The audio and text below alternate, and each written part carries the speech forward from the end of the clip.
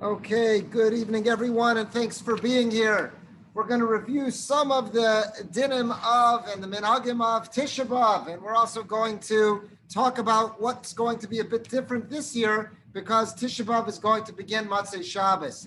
So let's just start with just reviewing the 5 tragedies. The Mishnah tells us in Maseches Tanis that there were 5 tragedies, national tragedies that occurred on Tisha B'Av, and it's because of those national tragedies that we have this Tanis. And those were, number 1, it was the decree after the incident of the Meraglim, after the incident of the spies, that when they came back with a terrible report about Eretz Yisrael, that's when it was Nigzar, was decreed on that generation of men that they would not enter into the land of Israel. It would be the next generation that would enter in. Number 2, the first Beis HaMikdash was destroyed by the Babylonians. Number 3, the second Beis HaMikdash on Tisha B'Av, on the 9th of Av, was destroyed by the Romans. And 4 is that Beitar was a metropolis, was captured by the Romans, and they massacred its inhabitants. Tens of thousands of Jews were killed. And the 5th, that was seen as the national tragedy that occurred on Tisha B'Av, was that the Romans, after having destroyed the Beis HaMikdash, after the Bar Kokhba revolts, they completely plowed and uprooted the foundations of Har HaBayis as a way of demoralizing Klal Yisrael, that no, you will not rebuild this Beis HaMikdash that we destroyed. Throughout history, over the last 2,000 years, other tragedies have occurred on Tisha B'Av as well, but these were the 5 that in the earliest times, already Chazal were telling us by the time of the Mishnah, that these were the 5 that had happened, that were set up, that Tisha B'Av was set up as being an incredible, intense day of mourning. And like Yom Kippur, the fast begins the night before. Our other Tanesim we have begin at morning, at dawn. This is one that begins at Tzesach Kochavim the night before. Just to remind ourselves, what are the basic prohibitions on Tisha B'Av? So there's really 6 or 5, depending on how you categorize them. The first one is both eating and drinking. That's something we refrain from doing on Tisha B'Av. Number 2 would be washing or bathing, washing ourselves. Again, we'll see that there's some exceptions to that. So that's something we refrain from. Number 3 would be anointing. That's something that we refrain from. We'll talk more about that in a minute. 4 would be wearing leather shoes. If it's not leather, then halacha doesn't consider them to be shoes. That's why if we have a pair of canvas sneakers or something that may be synthetic material, that's not going to be considered shoes as far as halacha is concerned. At the time of the Mishnah and Chazal, shoes were leather. Number 5 would be marital intimacy. Is that, again, as a way of expressing the mourning that we're feeling on Tisha B'Av, that's something that we refrain from. And number 6, this is beyond all these, as you saw, these 5 are synonymous with Yom Kippur. Number 6 is an additional one, is that learning Torah, because we have this idea that Pekudi Hashem Yesharim Mesamchei Lev, is that when we study Torah, it gladdens the heart, it brings us a sense of joy. And therefore, since we're trying to decrease our sense of joy, specifically on Tisha B'Av, we want to decrease our joy, so we want to refrain from learning Torah. And we'll see there are plenty of sections of Torah that we still are able to study on Tisha B'Av. But just in general, this idea that we want to refrain from Torah study, but we'll see some exceptions to these prohibitions. The first we said was eating and drinking. So some exceptions would be someone who's suffering greatly, if someone's in an incredible amount of pain or agony, whatnot, on Tisha B'Av, of course, they break the fast, eat, drink as needed. Someone who is old, someone who is weak, someone who is ill, even if they're not dangerously ill, they are exempt from fasting. And if they're exempt from fasting, they can eat and drink as needed, the proper nutrition and hydration that they need. Obviously, they're not going to go out and have a steak dinner and just live it up, but obviously to make sure that they're getting the nutrition, the hydration that they need. If we tell somebody that it's dangerous for them to fast, that means it is usher for them to fast. This is not a case where someone should be saying, I want to take one for the team and put myself in danger, so we want to follow those instructions. If a person has to eat, because we said they were either in incredible pain, they were ill, even if it's not dangerously ill, they were ill, or if they were feeling very weak or something of that nature, it could be cases of a woman who's pregnant or nursing. If she's feeling weak, then she doesn't have to fast. So a woman, anyone in this category, when we tell them that they don't have to fast, that again, we say don't indulge, but eat and drink as necessary to stay healthy and to stay comfortable. Question comes about rinsing out someone's mouth. So what they bring down is that a person should only rinse out their mouth if they're in great distress or great discomfort or a terrible taste in their mouth. And even then, try to lean forward when you're gargling or whatnot, because it's very possible leaning backwards. We've all done that before, even with stuff we don't want to swallow, like mouthwash. So stuff sometimes accidentally goes down the hatch. So if someone's in incredible discomfort, then they bring down that, okay, it could be all right to swish out the mouth with either water or some mouthwash, but just lean forward. Don't lean back. It'll make it much less likely something will go down the hatch.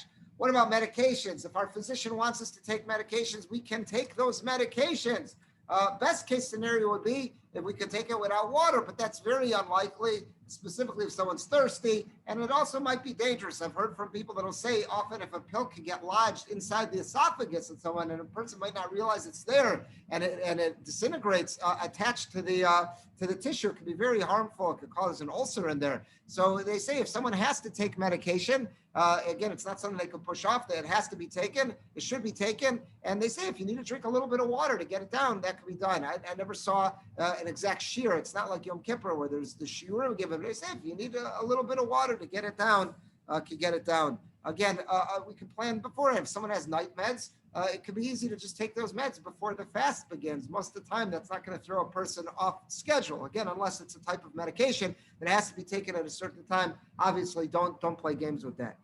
We said the second prohibition was washing or bathing. There's some exceptions. Number one would be if someone has some dirty or soiled body parts. Let's say someone was changing their kid's diaper and they got some mess on their hands. Of course, that gets washed. Absolutely, with soap, whatever it takes. We got to stay clean and stay healthy. We wake up in the morning, we wash our fingers. We call that usually in Yiddish Negelwasser. So again, we want to do the minimum amount. So even though normally we'll wash to our wrists, they say on Tisha B'Av, if possible, just wash until the joints where the fingers meet the hand. Again, unless, let's say someone went to the bathroom, they got some waste, they got some urine, whatever it may be, obviously wash that off. Same after the bathroom. Again, like in the morning that we want to just wash till the hand. Again, unless some mess got on there that we want to get it off. What about food preparations? The question comes up. Let's say it's the afternoon of Tisha B'Av. Someone's making something for their kids who want to eat or preparing for the break fast. And I'm washing the lettuce. So I'm washing the lettuce. My hands are going to get wet. That's okay. I'm not really washing my hands. I'm washing the lettuce. It happens to be my hands are getting wet in the process. It's not something that I have to be nervous about. Question comes up about going to the mikvah. So if let's say a woman had scheduled to go to the mikvah and it was Tisha B'Av night, she wouldn't go. Why? There's no reason to go and take that bath and to go to immerse in the mikvah because she can't be intimate with her husband anyhow. Couples can't have marital intimacy on Tisha B'Av. So therefore, there's no reason to go to the mikvah. There's no reason to bathe on Tisha B'Av night. So that should wait till after Tisha B'Av. Interesting exception also comes up about a bride within 30 days of getting married. So Chazal felt that a newlywed's relationship is so potentially fragile, they didn't want a newlywed bride to do anything to risk that shalom, that sense of harmony between she and her new husband. So they said within 30 days of the wedding, she could wash her face and anoint herself. So something to freshen up. Okay, what do we mean when we say anointing ourselves? That was the third prohibition. We said we refrain from doing on Tisha B'Av. So that's talking about lotions and creams. We're not going to smear on our body or on our hair. That's seen as a luxury, and that's something that we're not going to do. Exception would be if it's for medical purposes. Let's say someone has a cream that they've got to put on their skin. They've got a bad rash. Something, or let's say I heard a case come up this year with a posek. He was saying someone asked him, he's got extremely sensitive skin. Whenever he goes outside or she goes outside, has to put on sunblock because it burns very, very easily, very fair skin. So that's for medical purposes. That's not smearing for enjoyment. That's smearing so the person doesn't get terrible burn. What about deodorant? So that's okay as well. We said marital relations, that's something that we don't want to do on Tisha B'Av because again, we're trying to be in a state of mourning and depriving ourselves of joy and pleasure. The custom exists that the night of Tisha B'Av, not only is it that we're not intimate, but married couples would observe the nida restrictions, what's called the harchakos, those preventative measures to make sure that, we don't slip. And we're let's say a couple, they're in the time where they are mutter to one another. So they would observe those harchakos just because it's, especially in the evenings at night, it's much easier to slip and fall into routine. Yes. Yeah, that's medical. They're not doing it for pleasure. That's for the person's in discomfort. That's it. Yeah, that's what they say. All right. Now we said about nida restrictions. That's just at night. All the posts can bring down during the daytime, where it's unlikely during the daytime that a couple would be intimate. That's usually reserved for the night. During the daytime, they don't have to observe those nida restrictions, those harchakos. But of course, they're still going to be careful not to be intimate. We said the next prohibition was leather shoes, that we're going to refrain from wearing leather shoes. And in the eyes of halacha, only leather shoes which are made of leather, that has a status of shoes. Reason is, again, we want to create a sense of mourning. Anyone who's been through any of the mourning rituals knows that not wearing shoes plays a role in that, and we're mourning the loss of the Beis Hamikdash. This is something that we want to get in the spirit of. We say no leather at all. Let's say a person has a shoe that, let's say, part of it, let's say the front of it is leather and the back is synthetic. Again, it's leather. It's as long as leather is holding the shoe together, it's something that we don't want to do. I heard the question come up, what if it's just the Nike swoosh? It's just purely decorative. It's not holding anything together. That might not be the issue or something there. But if it's something that leather's a component playing a part in holding it together, even if it's only partially, that's something we want to avoid. Question often comes up, what if it's a special shoe for medical reasons? The person has some kind of orthopedic shoes. I knew someone that had special braces that they had to wear. They had very, very weak leg muscles, and they were attached. The braces were attached to a pair of leather boots. So he would always tell me, very embarrassed about wearing it on Tisha B'Av, so he would call me over. I said, of course, don't worry. But he's just like almost wanted to be, v'yisem nekiyim. He wanted to just let it be known. Don't think that I'm doing something wrong by wearing leather. I'm doing this for medical purposes. And he would always pull up his pants to show me his brace. And I would always, the same routine every year.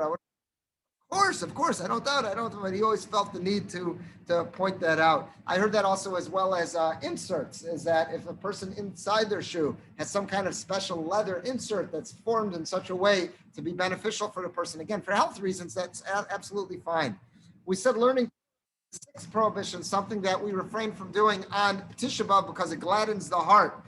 Exceptions would be any parts of the Torah which is relevant to mourning, any parts of halacha which is relevant to mourning, to Tisha B'Av, any ethical works that work on making us a better person.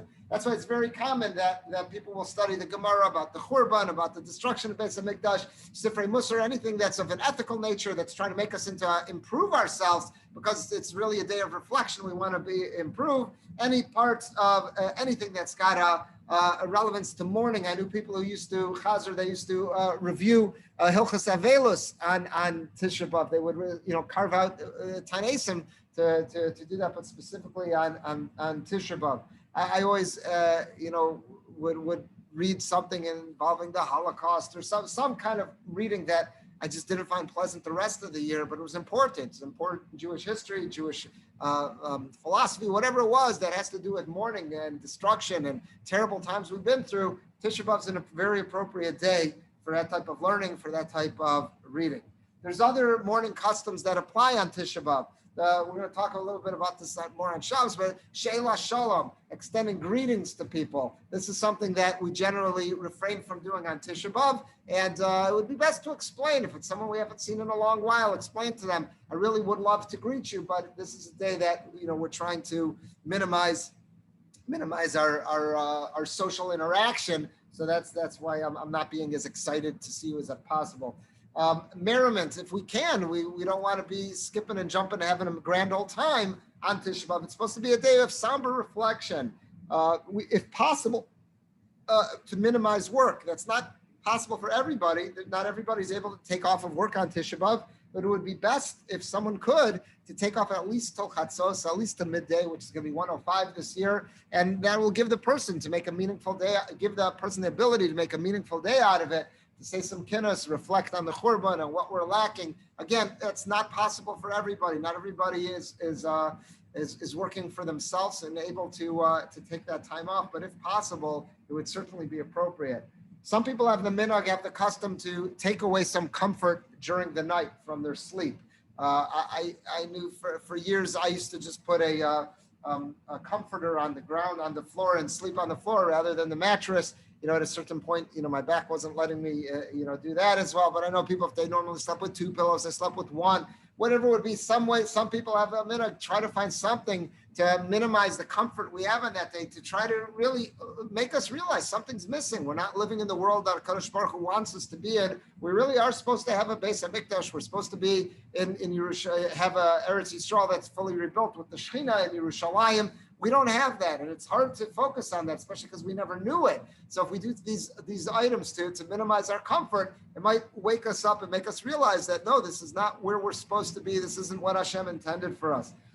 Another thing we do is, in terms of Avelos, is express Avelos the same way you'll see mourners in the Shiva home. They'll sit on a low chair within 3 tvachim of the ground. So until Chatzos, until midday, we try to do that. Again, if someone has a bad back or their hips, their legs, their knees are bothering them, that's not required. These are ideas that we try to do, if possible, to minimize our pleasure and enjoyment, our luxury that day, and to put us in a mindset, in the frame of mind of mourning, so we actually break through our minds. And I remember this as a kid. That was always the big thing, to break through on Tisha B'Av. This isn't what Hashem intended for us. As great as we have it here, and as much as we have our routine, something is missing in our world. Something is missing in our lives. We're not living lives as complete Jews as Hashem had intended for us until the Beis HaMikdash is rebuilt.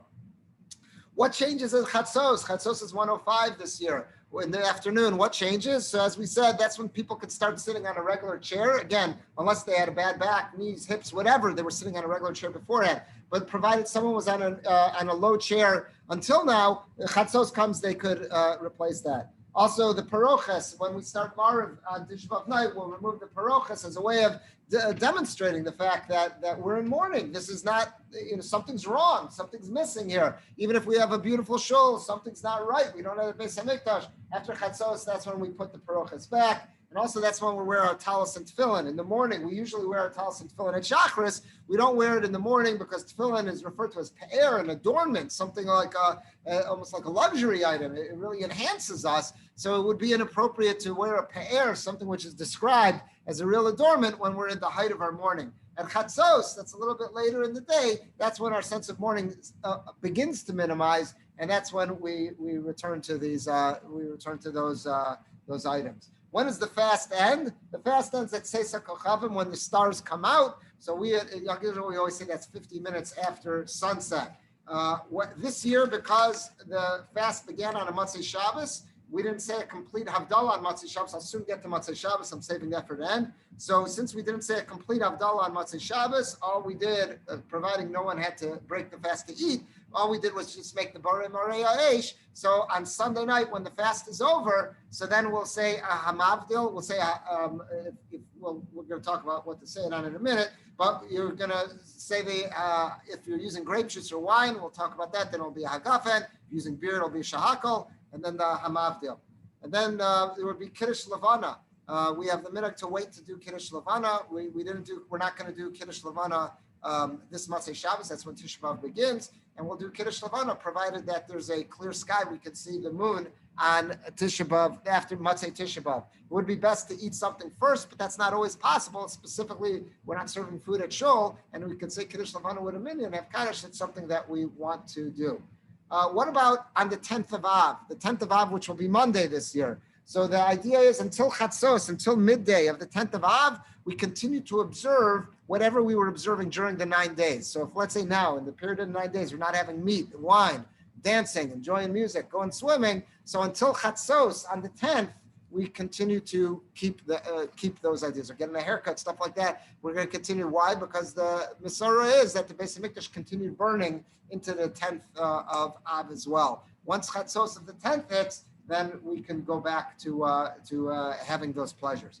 Let's talk about Motzei Shabbos now. Motzei Shabbos is when Tisha B'Av begins. Ordinarily, Erev Tisha B'Av has its own set of minhagim, but this year is different. Because Erev Tisha B'Av, the eve going into Tisha B'Av, we usually do something, the Sudat Samafsekes, that final meal, we demonstrate some details of beginning the mourning process. But on Shabbos, we don't do any public demonstrations of mourning. So therefore, Erev Tisha B'Av is very different in a year like this, where it falls out on Shabbos. And that's what I want to talk about. What I'm going to use now is something I prepared. It was out in the email. I'm going to print some out as well. I'll have them out. I'm hoping by tomorrow morning I'll have them in the rack in the hallway there. Just some guidelines that about what to do this Shabbos and Motzei Shabbos going into Tisha B'Av. This was based on something that Rabbi Rosenberg at Shari Tzedek congregation in Los Angeles, California had prepared. I adapted it. I changed a couple things, adapted it, but I thought he put something together that was very good, and that's what I worked on.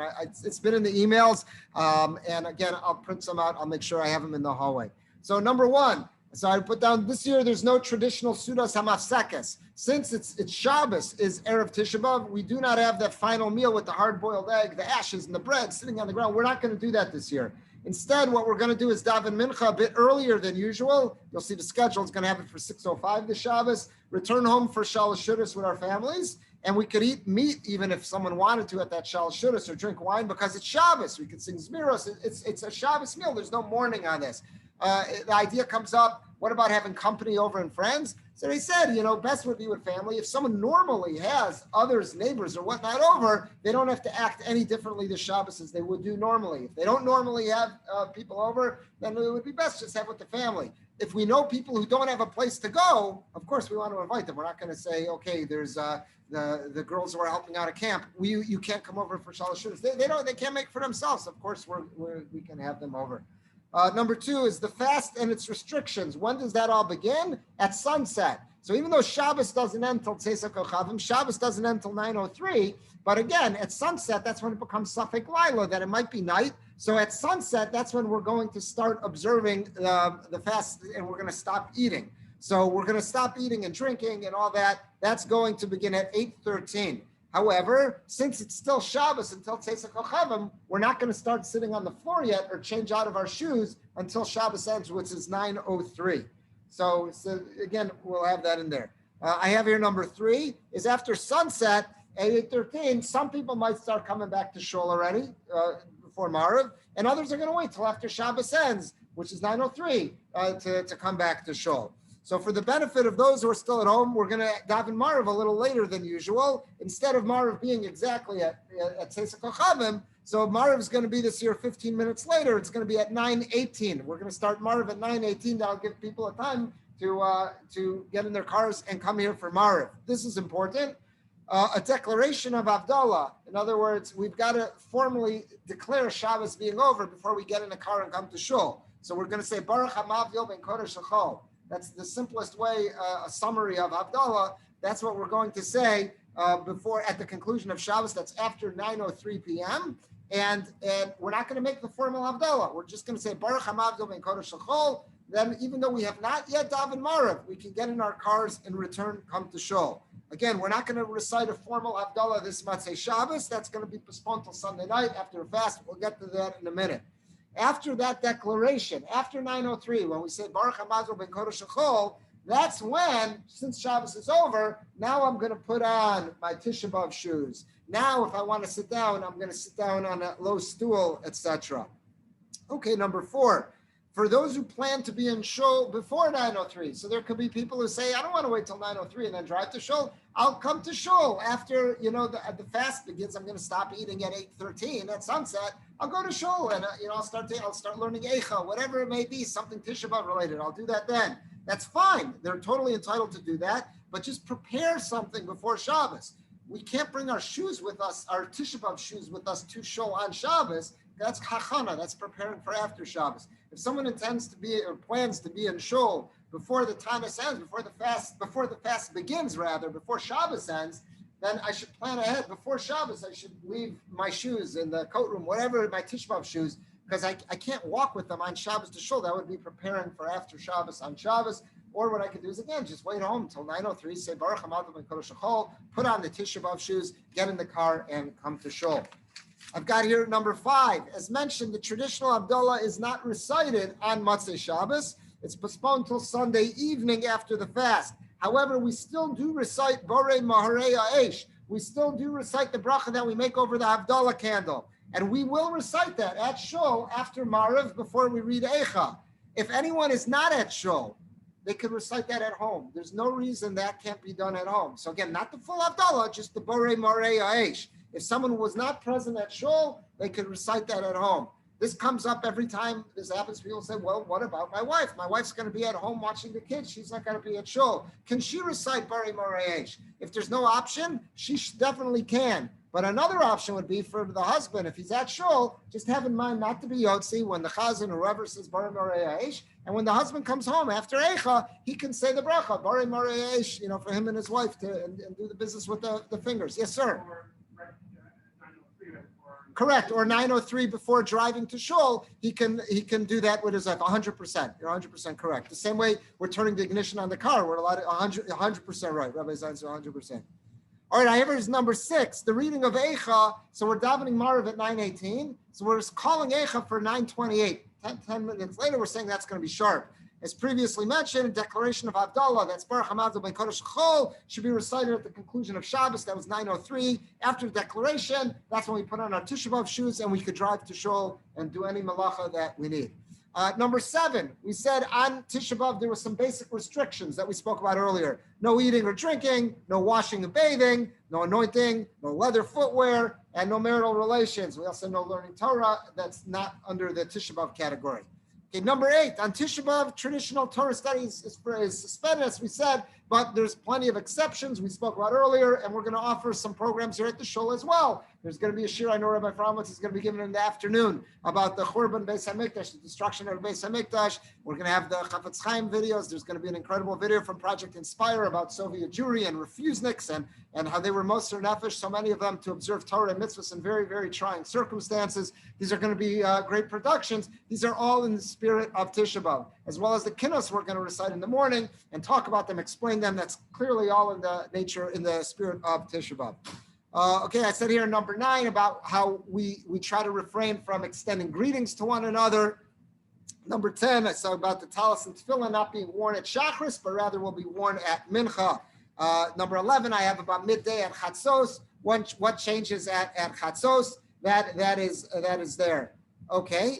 Number 12, this is important about when Tisha B'Av ends. So Marav is going to take place at 8:40 on Sunday night. The fast is going to end at 9:02. So there's going to be time from when Marav takes place. People go home, fast ends 9:02. Before breaking the fast, so Havdalah has to be recited. Why? Because again, Tisha B'Av began Motzei Shabbos. We never really recited Havdalah. Yes, we made the Baruch Hamadu Ben Kodesh L'Chol. Yes, we made a Bari Morei Aish. But before I eat, I'm really supposed to recite Havdalah. So therefore, before I start my break fast on Tisha B'Av, on Motzei Tisha B'Av, I should recite Havdalah. So I'm going to use a cup of wine or grape juice. So the Havdalah is just Bari Pri Agafen. There's no Besamim. Since it's not Motzei Shabbos, I'm not going to make the bracha on Besamim. And Bari Morei Aish, I already did Motzei Shabbos, I already did Saturday night. So now who drinks that wine or grape juice? So that's the same as last Motzei Shabbos. So if it's a child is there in the house, I'll give the child some of the wine or grape juice to drink. If there's no child or there, an adult can drink that. The same way last Motzei Shabbos, the Ramah said, if there's no kid present, an adult can drink that. Not a problem at all. Also, you could avoid the whole issue making Havdalah on beer, but then you just make a shahakol instead of a hagafen. Number 13, so there I have is again about cautioning people. Not everybody should be fasting. If someone is feeling extremely weak or whatnot, they shouldn't be fasting. Please check with me. I'm happy to help anybody who has any questions with that for yourself, a child, a wife, whoever it may be. Number 14, we'll end with this. This is an important one. So we said that not everybody should be fasting. We said that there are people who are going to break their fast because for health reasons, or they may not even have started to fast because of health reasons. Now, here's the thing. We said this year Tisha B'Av begins on Motzei Shabbos. What do we say? Before eating, I'm supposed to recite Havdalah. So this is something to remember. If someone is going to eat or drink on Tisha B'Av because that's medically necessary, they were weak, they were ill, whatever it is, I'm happy to help anyone who's got questions with that. So if someone does need to eat, they do need to recite Havdalah. The same way those who fast are waiting to recite Havdalah till Sunday night when they break their fast. So too, anyone who's got to eat on Tisha B'Av has to recite Havdalah. So this is an important one. We'll end with this. Number 14, if an adult needs to eat on Tisha B'Av following Shabbos, meaning a chola, someone who was ill, so a pregnant nursing mother, such someone who was weak and needed to eat, so Havdalah is required first. The procedure is the same as what we set up above. Is that again, they're going to make there's no besamim because we don't want to do anything that's luxury. So at the same token there is going to be a hagafen again because there's they're going to have either wine or grape juice. Again, if there's no kid to drink the wine or grape juice, so we said the Ramah said an adult could do that. again, or they could just do a beer to avoid that, just make a shahakol, and that's that. Okay, the kid again would be the best case. If there's no child available to drink the wine or grape juice, then the adult should drink that. They said still try to minimize the amount of wine or grape juice that's being drank because it's Tisha B'Av. They say a molei lugma, a cheekful, which would be like 1.6 ounces of that wine or grape juice if an adult's got to do it. If there's no kid around, that's what would be done. It would be preferable choosing between wine or grape juice, go with the grape juice. Again, this could be avoided with beer. That's the same idea. What about a child? This always comes up every year. A child's not fasting. So before the child eats, does the child have to recite Havdalah? So it's actually, I've seen various things reported in the name of Rav Moshe Feinstein. I've seen some people say reported that he said yes, but then I saw that reported from his son, Rav David Feinstein, said from his father. He says, I spoke about this with him, I learned this over with him, and he was adamant that he said no, that a child does not have to recite Havdalah before eating on or drinking on Tisha B'Av. It's just an adult who would have to do that. That's that. Now, the final thing is that I did see a lot of people bring down, this does not apply to drinking water.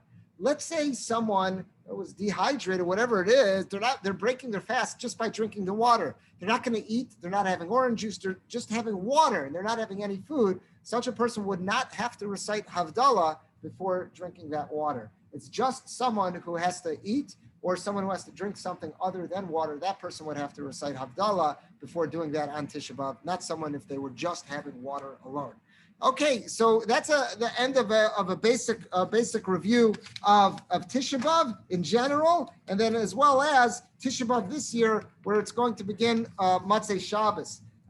Again, it's a little bit, I don't want to say more complicated, it's different than it is in previous years, but it's doable. It's absolutely doable, and I'm happy to help anybody. If anyone has any questions, please don't hesitate to reach out. And as I said, I have been sending this out in the email, but I'll also make sure to have a number of copies printed out and in the hallway. Hopefully tomorrow morning I'll have that done. All right, with that, I want to wish everyone